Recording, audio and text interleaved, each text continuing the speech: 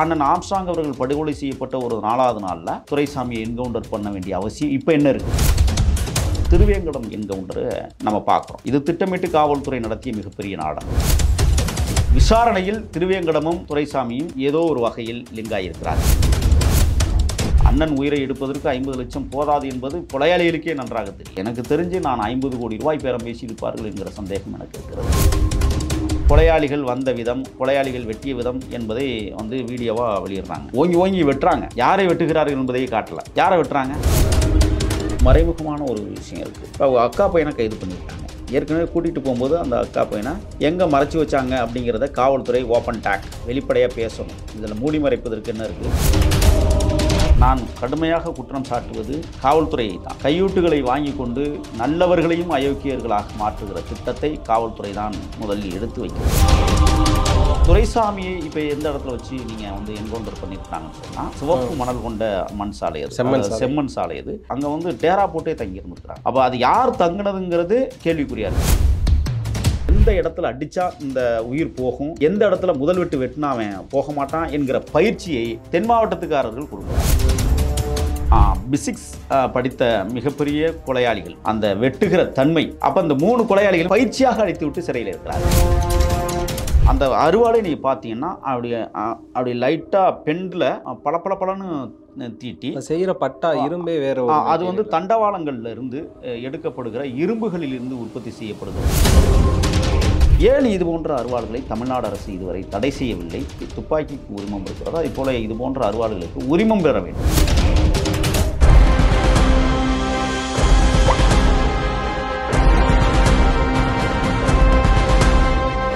Globe 360 நேயர்களுக்கு வணக்கம். இந்த நேர்காணலில் நம்முடன் இணைந்திருக்கிறார் முகில் வீரப்பனார் அவர்கள். வணக்கம் ஐயா. வணக்கம். எப்படி இருக்கீங்க? இருக்கிறேன். அண்மையில் உங்களோட ஒரு சுற்றுப்பயணம் சொல்ல முடியாது, சுற்று விசாரணை அப்படின்னு சொல்லணும். ஏன்னா நீங்கள் பல்வேறு இடங்களுக்கு போனீங்க. குறிப்பாக சொல்ல போனால் துரைசாமி அவர்களை என்கவுண்டர் பண்ண இடங்களுக்கு ஒரு விசிட் விட்டுருந்தீங்க. காரணம் அங்கே என்கவுண்டர் ஏன் நடந்தது, அங்கே என்ன மாதிரியான விஷயங்கள் இருக்குது அப்படின்னு சொல்லி நீங்கள் உங்களோட ஒரு புலனில் கண்டுபிடிக்கிறதுக்காக போயிருந்தீங்க. அதை தொடர்ந்து பார்த்தீங்கன்னா துரைசாமியோட என்கவுண்டர் பின்னாடி ஒரு விஷயம் சொல்லியிருந்தாங்க. இது தீபக் ராஜா கொலையில் ஈடுபட்டிருந்தால் நவீன் அவர்களை அடைக்கலம் கொடுத்ததுக்காக அவர் என்கவுண்டர் பண்ணோம் அப்படின்னு சொல்லி காவல்துறை தரப்புலேருந்தும் அரசு தரப்புலேருந்தும் வந்திருக்கு. அப்படியே பார்த்தீங்கன்னா அதுக்கடுத்து திருவேங்கடம் அப்படின்னு சொல்லி ஆம்ஸ்ட்ராங் அவரோட கொலையில் நேரடியாக ஈடுபட்ட ஒரு நபரை காவல்துறை என்கவுண்டர் பண்ணுறாங்க. அப்படி 2 நாள் கழியுது. இப்போ பார்த்தீங்க அப்படின்னா துரைசாமி, திருவேங்கடம் இவங்களோட 2 பெயருமே ஆம்ஸ்ட்ராங் அப்படிங்கிற ஒரு நபரோட பேரில் முட்டுது. இப்போ நீங்கள் போய் இவ்வளோ விஷயங்கள் பண்ணதில் உங்களோட புலனில் என்னங்க இப்போ வந்திருக்கு? முதல்ல திருச்சி துறை ராமநாதபுரம் மாவட்டத்தை சார்ந்தவர், பிழைப்பிற்காக திருச்சி வருகிறார். 10 பேருடன் பிறந்த ஒருவர். பொதுவாக துறை துரைசாமி சாதிய மேதாவி குணம் படைத்தவர். அவர் ஒரு அடையாளத்துக்காக சொல்லுகிறேன், அவர் ஒரு முக்குளத்தோர் வகுப்பை சார்ந்தவர். இவருக்கு பின்னால் இப்போ தமிழ்நாட்டில் பல்வேறு கொலை அணிகள் இருக்கிறது. அது சாதி ரீதியாக இருக்கு, இன ரீதியாக இல்லை என்பதுதான் நமக்கு வருத்தம். ஒவ்வொரு சாதிக்கும் ஒவ்வொரு கேண்டீடர்ஸ், தலைமை பண்புடன் கொலை செய்வதற்கான தலைமை பண்புடன் ஒவ்வொரு அணிகள் இருக்கிறது தமிழ்நாட்டில். அது காவல்துறை மொழியில் சொன்னால் கூலிப்படை. அவர்கள் பாணியில் கூலிப்படை, நம்மளுடைய பாணியில் அது சாதிய ஆணவ படுகொலைகளை செய்கிற வேலையாட்கள். அவர்களுக்கு சம்பளம் உண்டு. துரைசாமி பல்வேறு குற்ற நடவடிக்கைகளில் ஈடுபட்டிருக்கிறார் என்பது காவல்துறைக்கு நன்றாக தெரியும். முதல்ல நான் கடுமையாக குற்றம் சாட்டுவது காவல்துறையை தான். அனைத்து காவல்துறை என்று சொல்வதை விட குறிப்பிட்ட காவல் நிலையத்தில் பணி செய்யக்கூடிய அல்லது கையூட்டு பெறக்கூடிய அல்லது போதுமான சம்பளம் நமக்கு போதவில்லை, உபரி வருமானம் நமக்கு தேவைப்படுகிறது என்கிற கெட்ட எண்ணத்தோடு செயலாற்றி கொண்டிருக்கிற காவல் அதிகாரிகள், கையூட்டுகளை வாங்கி கொண்டு நல்லவர்களையும் அயோக்கியர்களாக மாற்றுகிற திட்டத்தை காவல்துறை தான் முதலில் எடுத்து வைக்கிறது. அந்த வகையில் உருவானவர் தான் துரைசாமி. திருட்டு வழக்குகளில் அவர் முதலாக ஈடுபடுகிற போது அன்றைக்கே சம்பந்தப்பட்ட காவல் நிலைய அதிகாரிகள் அவரை கூப்பிட்டு அவருக்கான தேவையான மனப்பக்குவ பாடங்களை எடுத்திருந்தால் இது துரைசாமிக்கு இவ்வளோ பெரிய பேராபத்து வருவதற்கான வாய்ப்பும் இல்லை, அவர் பல கொலைகளை செய்வதற்கான எண்ணமும் வந்திருக்காது. இதற்கு முழுக்க அந்த சம்பந்தப்பட்ட காவல்துறை அதிகாரிகள் என்பதை பகிரங்கமாக நான் குற்றம் சாட்ட விரும்புகிறேன். இப்போ துரைசாமி என்கவுண்டர் ஏற்றுக்கொள்ளவே முடியாது. அது யாராக இருந்தாலும் மனித உயிர் படுகொலைகள் ஏற்றுக்கொள்ள முடியாது. ஆனால் இன்னொரு பக்கம் நாம் இது போன்ற சாதிய வன்மங்களை மனதிலே வைத்துக்கொண்டு படுகொலை செய்யப்படுகிற போது இது போன்றவர்களை அழித்து தான் தீர வேண்டும் என்கிற எண்ணமும் நமக்கு ஓடுகிறது. ஒன்று மனிதநேயம் பார்த்தால் அவர்களை உரிய தண்டனை பெற்று சிறையிலே அடைக்க வேண்டும் என்பதுதான். ஆனால் சிறை விதிகளும் சிறை நிர்வாகங்களும் அல்லது அரசியந்திர அதிகார வர்க்கங்களும் இது போன்ற கொலையாளிகளுக்கு துணையாகவே இருந்து வருகிறது என்பதை பார்த்தோமே ஆனால் இவர்களுக்கு உடனடியாக தண்டனை கொடுத்தா தான் ஆகணும் அப்படிங்கிறது நம்ம ஒரு புறம் ஏற்றுக்கொள்ள வேண்டிய சூழலில் நாம் இருக்கிறோம். அந்த வகையில் இப்போ துரைசாமி வந்து கிட்டத்தட்ட 3-4 கொலை வழக்குகளிலே ஈடுபட்டிருக்கார். அண்மையிலே புதுக்கோட்டை மாவட்டம், அவருடைய பகுதிகள் திருச்சி. ஆனால் காவல்துறை அந்த குடும்பத்தினர் என்ன சொல்கிறார், நான் போய் சந்தித்து பேசும்பொழுது அவர்கள் என்ன சொன்னார்கள், இங்கே தான் இருந்தாங்க, இங்கே இருந்துட்டு தான் காவல்துறை வந்து கோயம்புத்தூருக்கு வந்து ஒரு விசாரணைக்காக அழைத்துட்டு போகிறேன்னு சொல்லிட்டு இந்த துரைசாமியுடைய அக்கா பையனோட கூட்டிகிட்டு போயிருக்காங்க. இப்போ இதுக்குள்ள ஒரு மறைமுகமான ஒரு விஷயம் இருக்குது. இப்போ அவங்க அக்கா பையனை கைது பண்ணியிருக்காங்க. ஏற்கனவே கூட்டிகிட்டு போகும்போது அந்த அக்கா பையனை எங்கே மறைச்சி வச்சாங்க அப்படிங்கிறத காவல்துறை ஓப்பன் டாக் வெளிப்படையாக பேசணும். இதில் மூடி மறைப்பதற்கு என்ன இருக்குது? மக்கள் தொண்டாற்றக்கூடிய காவல்துறையை மூடி மறைக்க வேண்டும். மக்களிடத்தில் உண்மைத்தன்மைகளை சொல்ல வேண்டுமா இல்லையா?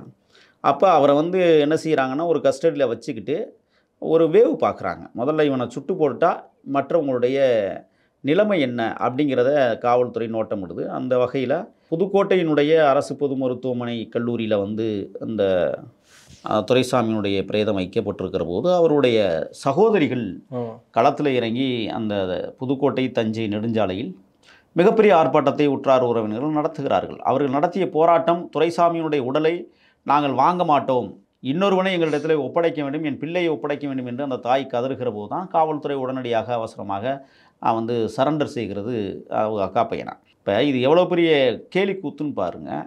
திருச்சியில் பிடிச்சிக்கிட்டு போய் இப்போ கொலை செய்ய திட்டமிட்ட இடம் புதுக்கோட்டை. புதுக்கோட்டையிலிருந்து நாம் போனோம்னா ஆலங்குடி போகிற வழி, மேட்டுப்பட்டியிலிருந்து இடது பக்கமாக திரும்பி போனோம்னா திருவரங்குளம். திருவரங்குளத்தை தாண்டினோன்னா பாரதி நகர் அப்படிங்கிற ஒரு பகுதி இருக்குது. பாரதி நகரை தாண்டினோன்னே யூக்கலிப்டஸ் காடுகள் தொடங்குகிறது. தெற்கும் வடக்கிலும் வந்து மிகப்பெரிய காடுகள். அது குறிப்பாக தெற்குப்புறம் மிகச்சிறிய காடு தான். இந்த சாலைக்கு தெற்குப்புறம் வந்து நீங்கள் பார்த்தீங்கன்னா திருவரங்குளத்திலிருந்து அதிகபட்சமாக வல்லத்தராக்கோட்டை வரை தான், வாண்டாக்கோட்டை வரை தான் அந்த காடு இருக்கிறது. அது ஒரு சிறிய யூக்கலிப்டஸ் காடு தான்.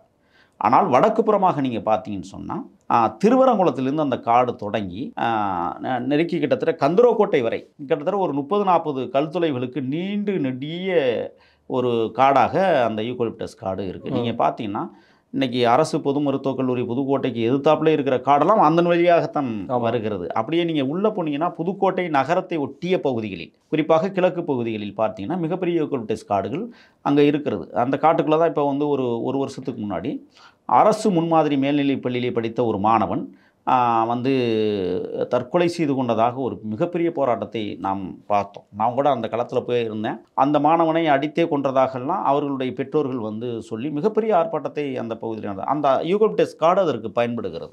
ஆக இப்போ துரைசாமியை இப்போ எந்த இடத்துல வச்சு நீங்கள் வந்து என்கவுண்டர் பண்ணியிருக்கிறாங்கன்னு சொன்னால், இந்த திருவரங்குளம் பாரதி நகரை தாண்டியோன்னா காடு தொடங்குகிற போது வடக்கு புறமாக இருக்கிற அடர்ந்த வனப்பகுதி, அந்த வனப்பகுதியினுடைய நடுமையத்தில் வாஷ்யம் என்கிற வேளாண்மை கல்லூரி இருக்கிறது. இந்த வேளாண்மை கல்லூரியை தாண்டின உடனே ஒரு 1/2 கிலோமீட்டரில் பார்த்தீங்கன்னு சொன்னால் அந்த மண் சாலை, சிவப்பு மணல் கொண்ட மண் சாலை, அது செம்மண் சாலை. அது செம்மண் சாலையில் உள்ளே போனோம்னா ஒரு 1 கிலோமீட்டர் நான் நடந்து போனேன். உள்ளே போயிருக்கும்போது அடர்ந்த புதர்கள், அங்கே வந்து டேரா போட்டே தங்கியிருந்துருக்குறாங்க.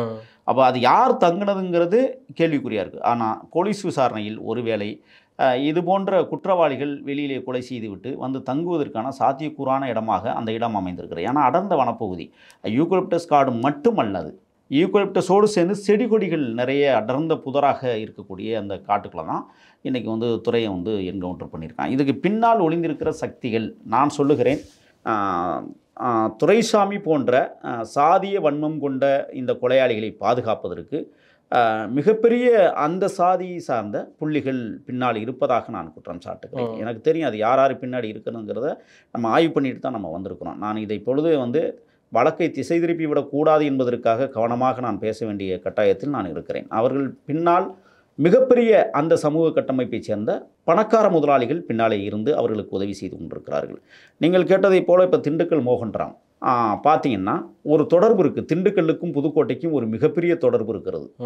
அதைத்தான் நான் மறைமுகமாக குறிப்பிட விரும்புகிறேன். இந்த திண்டுக்கல்லுக்கும் புதுக்கோட்டைக்கும் எப்படி தொடர்பு, எதில் தொடர்பு என்பதை நீங்கள் வியூகம் அமைத்துக் கொள்ள வேண்டும். மோகன்ராம் திண்டுக்கல்லை சார்ந்தவர்.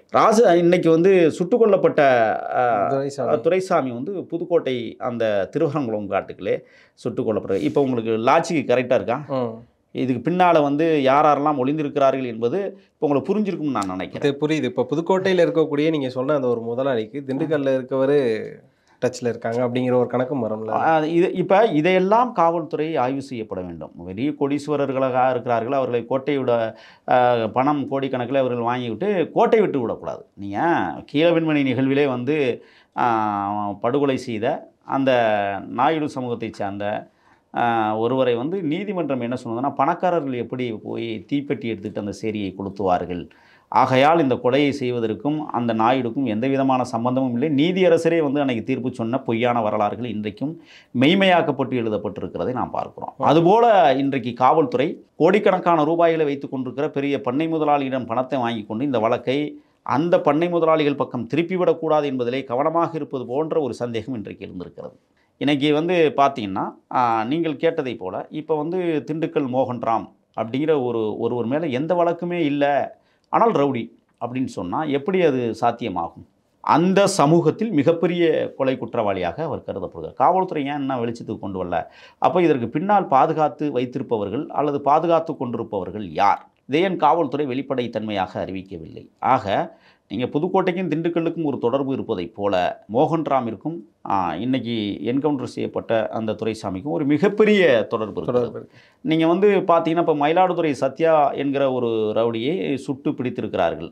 சரி, மயிலாடுதுறைக்கும் திண்டுக்கல்லுக்கும் ஒரு தொடர்பு இருக்கிறது, மயிலாடுதுறையும் புதுக்கோட்டைக்கும் ஒரு தொடர்பு இருக்கிறது. இது எல்லாமே நீங்கள் பார்த்தீங்கன்னா மயிலாடுதுறையை மையமாக வைத்திருக்கிற அந்த சமூகத்தை சேர்ந்த ஒரு சில அந்த பணக்கார முதலாளிகள் அந்த சத்யாவோடு தொடர்பில் இருக்கிறார்கள். அவர் அந்த பகுதியிலே பாதுகாக்கிறார்.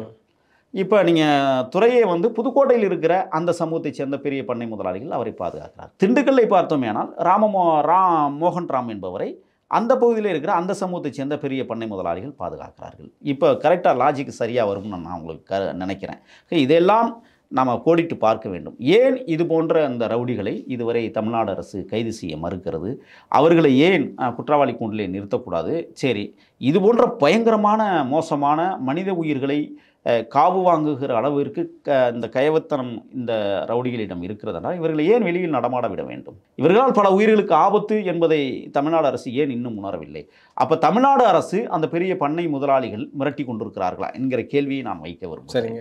இதோடு மட்டுமல்ல, இப்போ நீங்கள் கேட்ட கேள்வி என்னென்னா, இப்போ வந்து இந்த துரை என்கிற துரைசாமிக்கும் இன்றைக்கு திருவேங்கடத்திற்கும் என்ன தொடர்பு என்பதை போல இன்றைக்கு ஒரு மையப்புள்ளி மறைந்திருக்கேன். நான் விசாரணை செய்த தகவலின் அடிப்படையில் இந்த மனித கொலைகளை செய்வதற்காக பிரத்யேகமாக தயாரிக்கப்படுகிற இந்த ஸ்டீல் அருவாள்களை உற்பத்தி செய்யக்கூடிய இடம், இந்த அருவாள்கள் தயாரிக்கப்படக்கூடிய இடம் எதுவென்று நீங்கள் பார்த்தீர்களே ஆனால் திருவரங்குளத்தில் தயாரிக்கிறார்கள், சரி, ஆலங்குடியில் தயாரிக்கிறார்கள், பட்டுக்கோட்டையில் தயாரிக்கிறார்கள், பேராவூரணி, அறந்தாங்கி.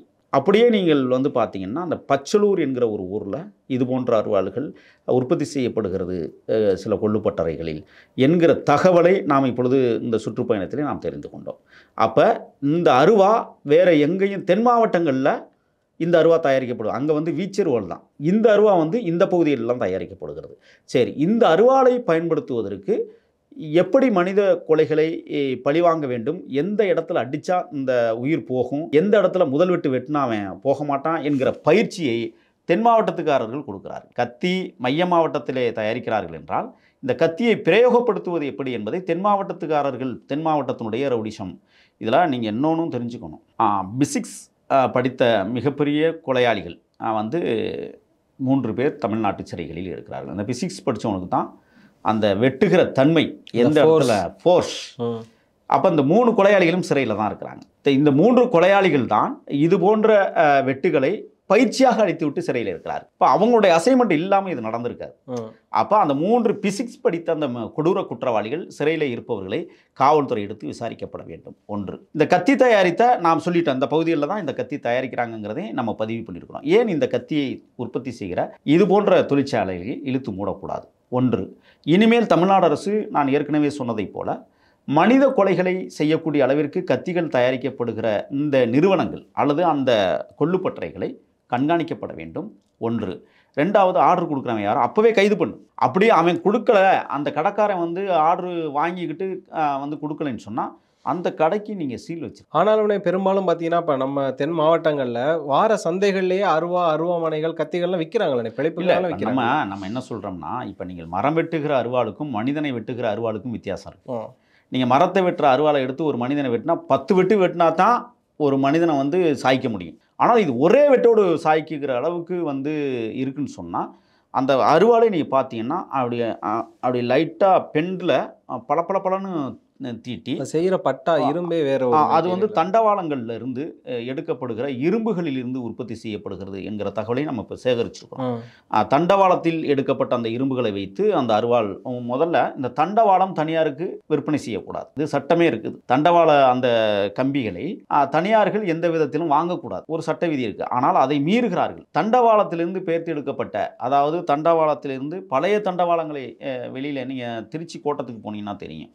பழைய தண்டவாளங்கள்லாம் பார்த்தீங்கன்னா ஒரு அடர்ந்த காட்டுக்குள்ள சும்மா கிடக்கும். ஏன்னா அது தேவைப்படாது அப்படிங்கிறத தூக்கி அப்படியே போட்டாங்க. இப்போ அதை கட் பண்ணி அதிலிருந்து எடுக்கக்கூடிய அந்த இரும்பை எடுத்துகிட்டு போய் தான் அந்த இது போன்ற ஆயுதங்களை தயார் பண்ணி அதை ஸ்டீல் அந்த அந்த முலாம் பூசப்பட்ட அந்த ஸ்டீலை அவர்கள் உருவாக்கி அந்த கூர்மைத்தன்மையோடு அதை பக்குவமாக இன்னொன்று என்ன சொல்கிறாங்கன்னா, அடிப்பகுதியில் வெயிட்டே இருக்காது, நுனிப்பகுதியில் சரியான வெயிட் இருக்கும்.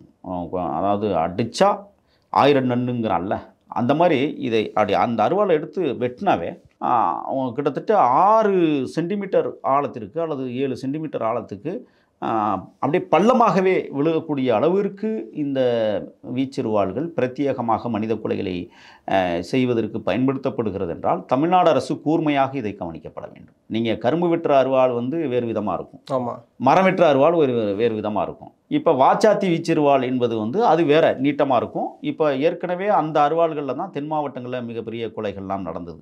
ஏன் இது போன்ற அருவாள்களை தமிழ்நாடு அரசு இதுவரை தடை செய்யவில்லை? சரி, உரிமம் இந்த மாதிரி அருவா வேணும்னு சொன்னால் தமிழ்நாடு அரசிடம் எப்படிக்கு துப்பாக்கிக்கு உரிமம் இருக்கிறதோ அதே போல் இது போன்ற அருவாள்களுக்கு உரிமம் பெற வேண்டும். நீ எதுக்காக இந்த அருவா, இப்போ வீச்சருவா எதுக்கு பயன்படும்? கோயில் ஐயனாருக்கு பயன்படும். அது வந்து நீங்கள் ஐயனார் கோயிலில் அடிக்கிறதுக்கு வந்து உரிமம் பெறணும். அது வந்து ஷார்ப்னஸ் இவ்வளவு தன்மையோடு தான் இருக்கணும். இப்போ கோயிலுக்கு எதுக்கு பளபளன்னு அருவா? ஆடு வெட்டுறதுக்கு தேவை. அப்போ கோயில்களில் இருக்கிற ஆடு வெட்டுகிற அந்த அருவாள்களுக்கு தமிழ்நாடு அரசு உரிமம் கொடுக்க வேண்டும். நிச்சயமாக கருப்பூர் கோயிலில் இருக்கிற அருவா போய் மனிதர்களை வெட்டுவதற்கு பயன்படாது. அது யாரும் எடுக்க மாட்டாங்க. மனச்சாட்சியை மீறி கோயில் அருவாளை எடுத்துகிட்டு போய் கொலை பண்ணணுமான்னு யோசிப்பாங்க. உண்மைதானே? அப்போ கோயில் அருவாள் என்பது அதுக்கு ஒரு தன்மையை இந்த அரசு உருவாக்க வேண்டும். இந்த கோயில் அருவா இந்த பக்குவத்தில் தாங்க இருக்கணும், இவ்வளவு ஷார்ப்னஸ் தான் இருக்கணும் அப்படிங்கிறத ஏன் துல்லியமாக வந்து இந்த அரசு இவ்வளவு அறிவியல் நவீனத்துவத்திலையும் இன்னும் வர கொண்டு வரல அப்படிங்கிற ஒரு கேள்வி இருக்குது. இப்போ நம்ம திருவேங்கடம் என்கவுண்டரை நம்ம பார்க்குறோம். இது திட்டமிட்டு காவல்துறை நடத்திய மிகப்பெரிய நாடகம். ஏன்னா திசை திருப்புவதற்கான முயற்சியை இன்றைக்கு வந்து காவல்துறை கையில் எடுத்திருக்கிறது. இப்போ ஒன்றுமே இல்லாத சூழலில் அண்ணன் ஆம்ஸ்ட்ராங் அவர்கள் படுகொலை செய்யப்பட்ட ஒரு 4வது நாளில் வந்து துரைசாமியை என்கவுண்டர் பண்ண வேண்டிய அவசியம் இப்போ என்ன இருக்குது? சரி, அடுத்து ஒரு 2 நாளில் திருவேங்கடத்தை போட வேண்டிய அவசியம் என்ன இருக்குது? இப்போ லிங்க் ஆகுது. விசாரணையில் திருவேங்கடமும் துரைசாமியும் ஏதோ ஒரு வகையில் லிங்க் ஆகியிருக்கிறார்கள். அப்போ இந்த வழக்கை இதற்கு மேலே கொண்டு சென்றால் பெரிய ஆபத்து காவல்துறைக்கு வந்துவிடும் அல்லது அரசுக்கு களங்கம் ஏற்பட்டுவிடும் என்பதற்காகவே இன்றைக்கு துரைசாமி அல்லது திருவேங்கடத்தோடு இந்த வழக்கை நிறுத்தப் போகிறார்களா என்கிற கேள்வி நமக்கு எழுகிறது. ஒரு பெண்ணின் வங்கி கணக்கிலே 50 லட்சம் பரிமாற்றம் செய்யப்பட்டிருக்கிறார். 50 லட்சமெல்லாம் சாதாரண தொகை, காவல்துறை செய்வதை ஏற்றுக்கொள்ள முடியாது. அண்ணன் உயிரை எடுப்பதற்கு 50 லட்சம் போதாது என்பது கொலையாளிகளுக்கே நன்றாக தெரியும். ஏன்னா இது ஒரு மிகப்பெரிய வழக்காகும். நிச்சயமாக அந்த வழக்கிலிருந்து விடுதலை பெற வேண்டும். ஒருவேளை நான் என்கவுண்டர் செய்யப்படலாம் அல்லது எதிரிகளால் படுகொலை செய்யப்படலாம். நாளைக்கு அந்த குடும்பம் நடுத்தருவில் வரும். நீங்கள் கொடுக்குற 50 லட்சம் எங்களுக்கு போதுமானதாக இல்லை என்பதை அவர்களுக்கு போராடி வாங்கியிருப்பார்கள். எனக்கு தெரிஞ்சு நான் 50 கோடி ரூபாய் பேரம் பேசியிருப்பார்கள் என்கிற சந்தேகம் எனக்கு இருக்கிறது. ஏன்னா அண்ணன் ஆம்ஸ்ட்ராங் எப்படி ஆடுகளுக்கு விலை நிர்ணயிக்கப்படுகிறதோ அதை போல மனிதர்களுக்கும் கொலை செய்வதற்கு இன்னைக்கு எடை போடுகிற பக்குவத்தை இந்த மண்ணிலே உருவாக்கி இருக்கிறது இந்த கழக அரசுகள். ஆக அண்ணன் ஆம்ஸ்ட்ராங்கிற்கு குறைந்தது 50 லட்சம். நான் ஏற்கனவே சொன்னதை போல இன்னைக்கு மீண்டும் புன்னை பாலா, அருள் அல்லது திருமலை போன்றவர்களை வந்து விசாரணைக்கு மீண்டும் காவல்துறை விசாரணைக்கு எதுக்காக நீங்கள் எடுக்கிறீங்கன்னு எனக்கு புரியல. 5 நாள் நீங்கள் என்ன விசாரிச்சிங்க? நீங்கள் ஒவ்வொரு நாளும் ஒவ்வொரு அப்டேட் வரும்போது காவல்துறைக்கு சந்தேகம் வருது. என்ன இப்படி ஒரு அப்டேட் வருதே, இந்த அப்டேட்டை நம்ம விசாரிக்கணும்னா இன்னொரு 3 நாள் கேட்கலாமா? அப்போ உங்கள் விசாரணை சரியாக இல்லை.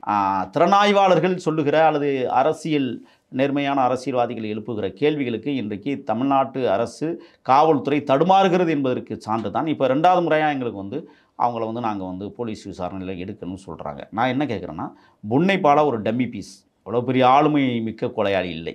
ஒன்று. திருமலை ஏற்கனவே ஒரு 4-5 கொலை வழக்குகளில் இருந்தவன். அவன் பெரம்பலூர் பகுதியை சார்ந்தவன். அவன் வந்து நிச்சயமாக அண்ணன் பிறந்த அந்த பகுதிக்குள் வருவதும் போவதுமாக இருப்பான். நிச்சயமாக ஆம்ஸ்ட்ராங் அண்ணன் அவருடைய உளவு பிரிவு நிச்சயமாக அவனை யார் என்று அடையாளம் கண்டிருக்கும். இப்போ வந்து போலீஸ் வந்து காவல்துறை வந்து என்ன செய்கிறாங்கன்னு சொன்னால், கொலையாளிகள் வந்த விதம், கொலையாளிகள் வெட்டிய விதம் என்பதை வந்து வீடியோவாக வெளியிடுறாங்க. ஓங்கி ஓங்கி வெட்டுறாங்க. யாரை வெட்டுகிறார்கள் என்பதையே காட்டலை. நீங்கள் பார்த்தீங்களா? பார்த்தேன். யாரை வெட்டுறாங்க அது தெரியாது அந்த வீடியோவில். ஏன் தெரியல? சிசிடிவி வந்து அந்த அளவு தான் கவரேஜ். ஆக இது வந்து ஒட்டு படங்களாக இருக்குமோ என்கிற சந்தேகமும் நமக்கு இருக்கிறது. இதுதான் திருமலை, இதுதான் புன்னை பாலா, இதுதான் திருவேங்கடம். புலன் விசாரணை என்பது ரகசியமாக்கப்பட்டதல்லவா? நான் கேட்குறேன், இதை காட்ட வேண்டிய அவசியம் காவல்துறைக்கு என்ன இருக்குது? 8 பேரை வந்து முதல்ல கைது பண்ணிட்டோம்னாங்க, இல்லை அவங்களே சரண்டர் ஆகிட்டோம்னு சொன்னாங்க. இதுவே முரண்பாடாக இருக்குது. ஸ்டார் ஹோட்டலில் தங்குறது, சொகுசு அறைகளில் தங்குறது, பெண்களையே அழைத்து வந்து உல்லாசமாக இருப்பது, நண்பர்களுக்கு மது விருந்து கொடுப்பது, அவன் இது போன்ற செயல்களில் ஈடுபட்டிருக்கிறான் என்று காவல்துறை தான் சொல்லுது, நம்ம சொல்லலாம். ராஜசேகரை இந்த ஆம்ஸ்ட்ராங் கொலை வழக்கில் விசாரிக்கப்பட வேண்டும். ஏன்னா பெரிய பணக்காரன் 5000 கோடி கொள்ளையடிச்சு வச்சுக்கிறான். 1000 கோடியை வந்து அரசியல்வாதிகளுக்கு, குறிப்பாக பாரதிய ஜனதாவை சார்ந்த அந்த திருவேங்கடத்தை என்கவுண்டர் செய்யப்பட்ட இடத்துல வந்து அருவாள் கைப்பற்றப்பட்டதாக சொன்னாங்க. துப்பாக்கியை காட்டினவங்க அருவாளை ஏன் காட்டலை?